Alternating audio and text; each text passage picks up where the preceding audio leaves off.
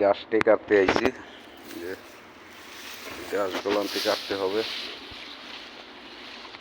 বড় হয়ে গেছে গাছগুলান। এটা কাটতে আজকে সাফা করতে হবে। কালকে রাখছি কোন থেকে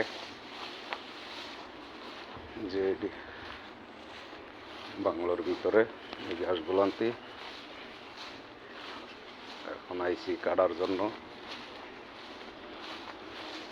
যে এটা কাটটা পুরা কাটা শেষ হইলে সব পরিষ্কার করে ময়লার চাম্পা চুম্পা ময়লা টয়লা যেটি আছে সব ফালাইতে হবে।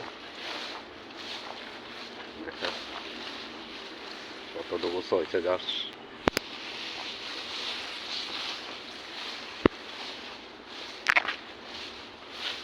কত হয়েছে গাছ। এই গাছ কাটটা মেশিন লয়ে আইছি, কাটটা সেইরা পরে